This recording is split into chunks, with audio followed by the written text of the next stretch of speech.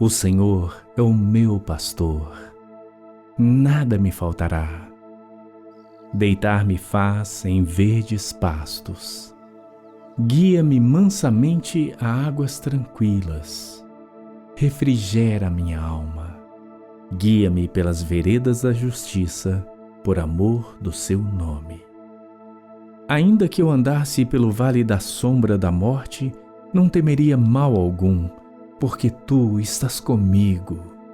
A tua vara e o teu cajado me consolam. Preparas uma mesa perante mim na presença dos meus inimigos. Unges a minha cabeça com óleo, o meu cálice transborda.